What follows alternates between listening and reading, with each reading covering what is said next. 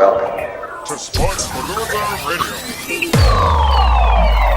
That's right. Are you ready for this? Hey, yo, listen, it's going down just like this. Like a breath of fresh air. Who's ready for Lisa, Nooch, Iannucci, and EJ, the Rainmaker. We are now live in 3, 2, 1. Wow, it has been a while since I've heard that opening music. Hello again, I am EJ and she's the lovely Lisa. Welcome back to Sports Palooza. I miss doing our weekly shows. This is pretty exciting stuff. Hello, Lisa. How the heck are you, baby? Talk to me. What's going on over there? How are you? Like I say, you are just so excited to be back, and I am excited to be back. It's been a long time. Yeah. And, you know, we decided to come back because we love what we do, and it's about time we brought everybody back and with stories and the interviews we want to do, and I'm thrilled. I mean, we're hoping to be on the air every Wednesday, bringing you some great interviews, and we'll talk more about that in a minute. Yeah. You can talk a little bit about... Yeah, speaking of great interviews, we have Rashad Jennings coming on the show today. And, of course, all you Giant fans out there know my man, number 23 in that backfield. Of course, he's retired now. It's his second year of retirement. But, man, he came out with a pretty tremendous book called How to Get Off Sidelines and Become Your Best Self. And I'll tell you what, pretty tremendous book from a pretty tremendous character. Rashad Jennings has class upon class. And, there's good people out there. And it's going to be pretty cool. We're bringing you his interview. We sat down with him a couple of days ago. So now we're finally going to get to air that piece. And with me and Lisa back here, oh, man, how much fun is it to be back? I mean, you and I had to take a little hiatus, of course. And, life happens, of course, to everybody. And we had our own situation here, of course. Yeah. Lisa had to go through a little bit of of course, you all follow us on Facebook and Twitter, you know. Lisa just beat the hell out of breast cancer. Yeah, beat it up. Take it down. We have no time for that in this house. And pretty good job, honey. I'm pretty proud of you. Thank you. Taking down breast cancer is no easy task. Well, I'll tell our audience a little bit about that. Yeah, so we took a little hiatus, and originally it started out so that we could pursue some projects that we wanted to do. I had a book I wanted to write, and it's out now, and it's called On Location, a film and TV lover's travel guide, and you can buy it on Amazon and your local independent bookstores. Hey, that's just a little plug. You always wanted to say that on here. And EJ had some projects that he wanted to work on, and smack in the middle of all of this, like he said, life happens, and I was diagnosed with stage 2 breast cancer, and I had to go through treatment. I went through chemo, I went through radiation. My hair's a little shorter than the last time anybody has seen it, but that's okay because the treatment's over, and now it's just everybody out there who's gone through it before knows it's pretty much a waiting game just to make sure the treatment worked and everything. But for now, I'm busy working on projects like Palooza and making sure that, I stay busy doing things that I love, which is stuff like this. So I'm happy to put that year behind me and get back to some stuff that I love. Yeah, it's nice. We're halfway through 2018 already, amazingly enough. And, 2017 was certainly a setback year, both of us, Yeah. So it's cool that we're both going to be getting our health back and being out there again, because we look forward to being out there. This is between your Virgin Travelers stuff and all the sports stuff that I want to be doing out there. We have a lot to present with Sports Palooza now. We're going to be taking this in another direction as well. So, let's talk about some of the guests we have coming up too. Like I mentioned, we have Rashad Jennings coming on here soon. And that's a great way to get restarted here. And we have bigger guests. I wouldn't want to say bigger guests, but we have other guests coming on here who have names and reputations themselves. And let's talk about some of the faces and names you're going to be seeing here pretty soon. Well, the one thing that we prided ourselves on when we did the show originally was bringing you these great interviews with not only named athletes like Rashad, who have a book out, but also these authors who have written really amazing sports books and celebrities who have done something in the sports world. But we've also brought you stories of everyday people who had either overcome the odds or simply had something important to talk about. And that's really where our home is and where our heart is. And that's where we're going to continue to bring you. Yeah. So, for example, and this is just a few of our guests in the upcoming weeks, we're going to have on a woman by the name of Jordan Zucker, who founded the Girl's Guide to Sports. Yeah. And here's what the next guest is actually, I'm really looking forward to this. It's some of the original members of the All-American Girls Professional Baseball League. Oh, man. Unbelievable. That's awesome. We are going to have them on the air, and that I can't wait for that. History. I absolutely can't. It's history. It's history like there's no other history. It's amazing. And for me too on that end, we visited the Hall of Fame in baseball. We saw the women's stuff and the Negro stuff and all the stuff over there. That history had overwhelmed me. I mean, I put 9 videos up on that whole thing with that, and that the Negro section especially, how the treatment and what they had to go through. I mean, it's just all about history and what everyone's had to go through to get where everyone is today. That's one of those stories. I love it. Absolutely. And,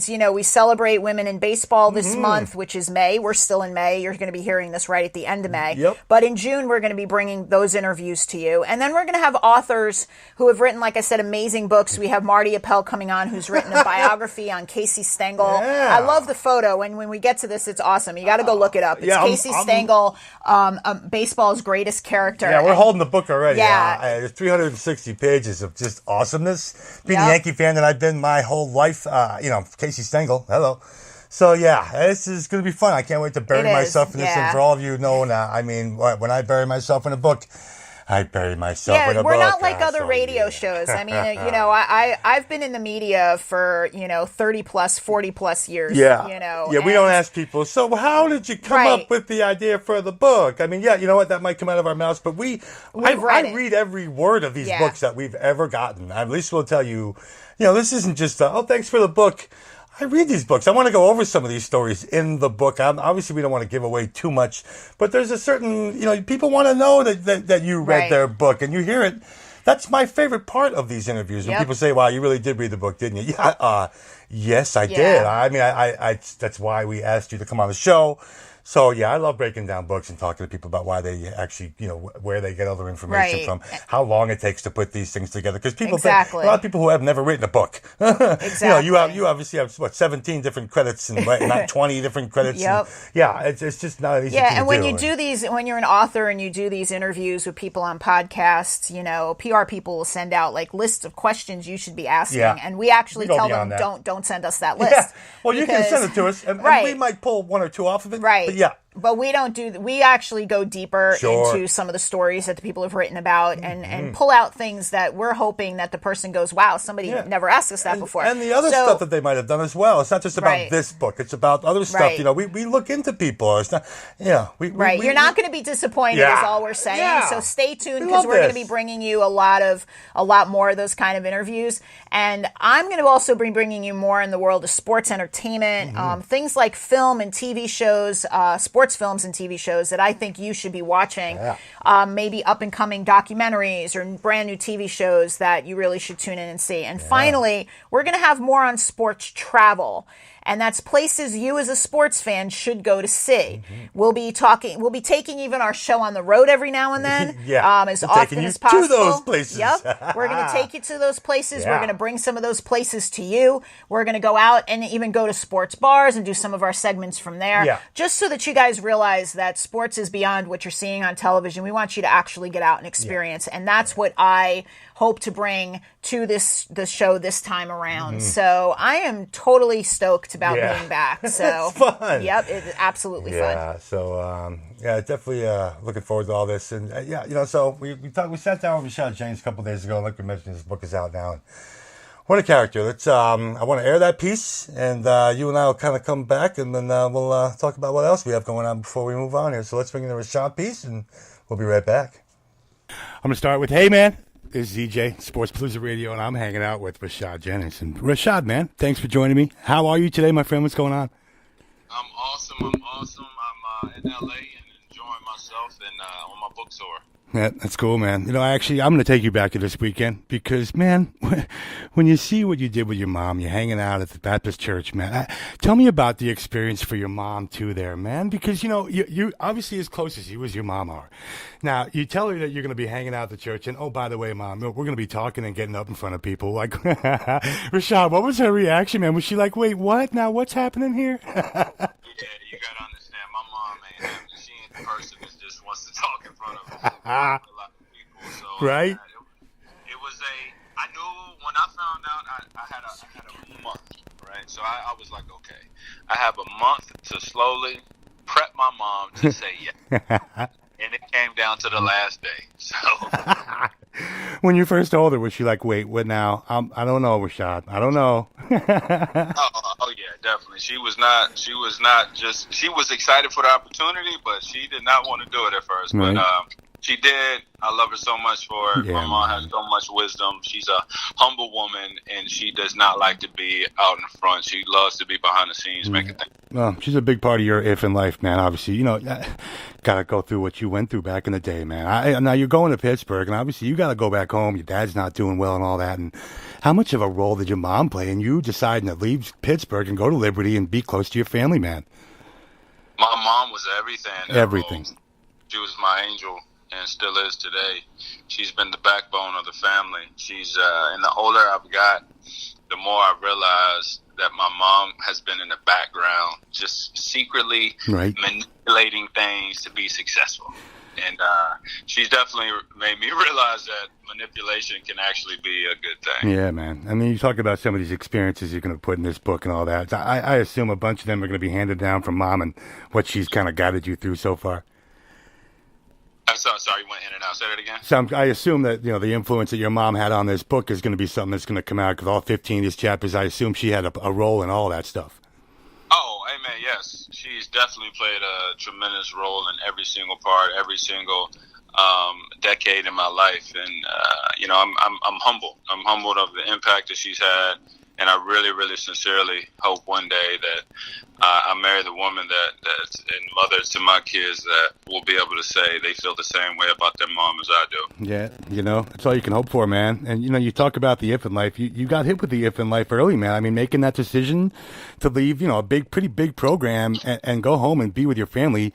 You got hit with the if in life quick, man. I mean, you're making decisions when you're young, and it's amazing how it got you to where you are now. It's amazing how it all kind of sculpted your life to where you are today, man. It's great. I appreciate it, yes. And I always ask God to do things in my life that I can't even take credit for. And I feel he's done that year after year after year. And, I've had people believe in me before I had any idea who I was. And so my family, being that I wanted to transfer back to be there for them, because they've been there for me for all my life. Yeah, man, that's all you can do. And now you have your foundation going, which is awesome. I like to play on the 23, man. What's with the 23 for you? Did you wear number 23? I always ask everybody, man, what's with the number on your back and why? Did you pick that 23 for a reason? Why is it there? Yeah, just because that 2 and 3. I wore 3 in my first year at Liberty, and I knew that you only could wear a double-digit number in the NFL, and so I wanted to prepare myself, so I put 2 in front of it. So twice is better. 3, so that's kind of.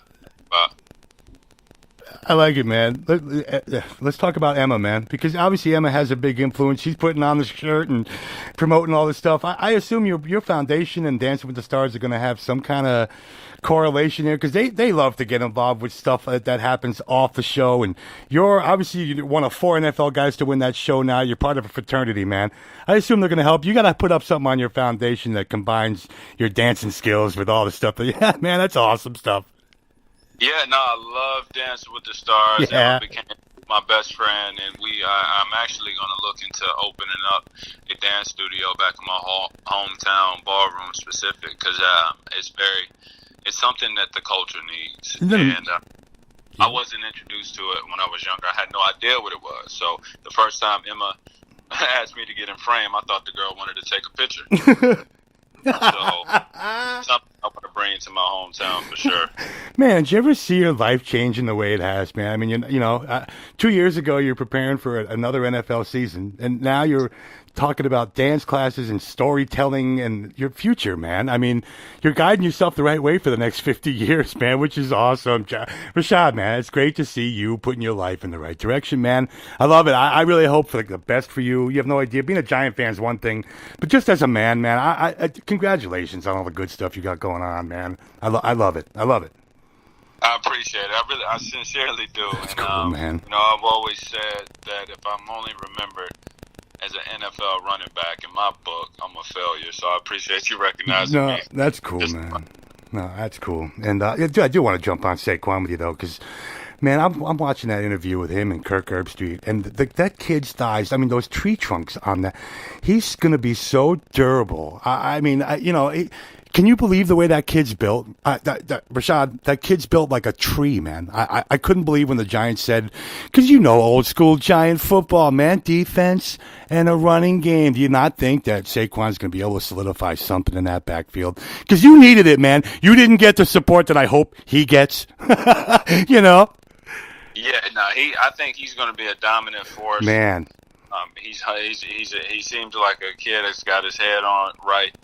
And I really look forward to watching him progress. And, I just encourage him to don't lose that work ethic and realize, as I'm sure he knows, New York is the mecca of everything. Yeah, it is.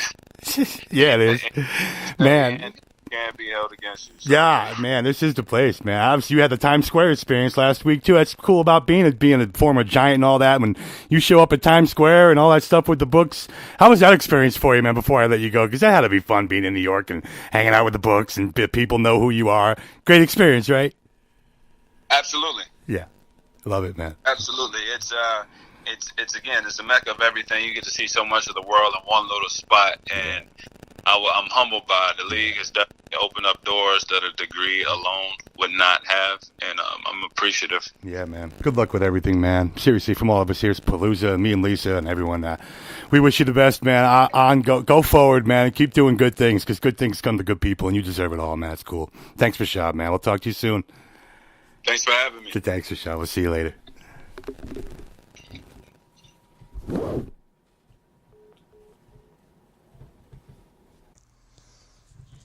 That's just fantastic. Thanks, Rashad, so much. That was a seriously cool interview. It was. It was. Yeah, it was. It was. At Rashad Jennings, you can check him out on Twitter, and RashadJennings.com. It's RASHAD, Jennings with 2 N's.com, and you can get a copy of his book and find a way to get to him through there, of course. He's socially active, so he's certainly cool with getting involved with people. I know he has, oh my God, followers upon followers, 90, what is something thousand? Okay. So yeah, go get a hold of him. He likes to hear from people, and that's cool. So yeah, thanks to him so much for hanging out with us. It's a great piece. Definitely want to talk about some sports before we get out of here, because this is Sports Palooza. Of course, you and I actually, as we are airing this, we're in the middle of Game 2 of the NHL Stanley Cup Finals. Of course, someone became a pretty big Vegas Golden Knight fan out of nowhere here recently. I made the mistake of letting her watch the opening entry that they do there in Vegas, if you haven't actually caught any of these hockey games. But what they do before their hockey games out there is a little ridiculous. And, if you're into theatrics and, oh, my. And so, I am. Yep. Well, here's the thing, okay? Now, you're a Rangers fan, and my brothers, I grew up with 3 brothers who love hockey, and they've always been trying to get me to like hockey. I never really got into it. I watched it if they had it on, but I never really got into it. EJ comes into my life, and he's a Rangers fan. So, of course, you want to make your man happy, and you put on the Rangers jersey, and they get to the playoffs, and you go and you root for them. And it was fun. And I started thinking, wow, this actually is a little bit exciting. But I am a theatrical kind of person, and watching the Vegas Golden Knights and their introduction to the game. At home. At home, it was an absolute blast. It was totally it gets your adrenaline going. It gets you into the game. And then, of course, now they're winning and they're in the Stanley Cup. And one of my friends had posted online, hey, stop with the theatrics. I just want to get to the hockey. And I'm like, for some of us who didn't like the hockey years ago, this was a great way of getting us into it. So go Vegas Knights. I'll still root for the Rangers for him.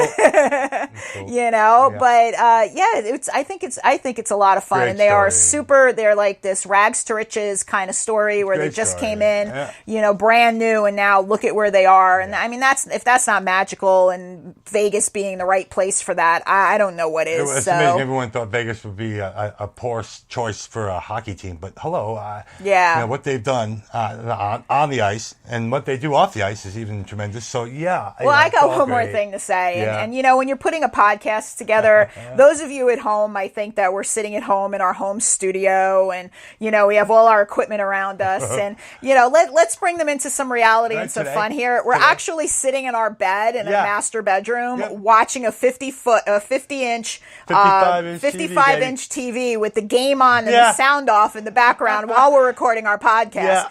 That's the life, man. Yeah, that's the life. That's how it should be. Exactly. Yeah, I mean, we do have a green screen and all the crazy technology downstairs. We do. We're just sitting in hanging bed. out, sitting on the bed watching a hockey game. Yeah, I'd say, you know what?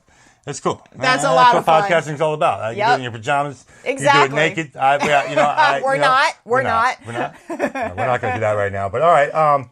Other stuff, of course, the World Cup's coming up. Don't be afraid. I can't wait. I can't even wait. June 14th. Can't get here quick enough. Of course, I'm writing over at worldandsport.com. I go over there and check out all my group previews.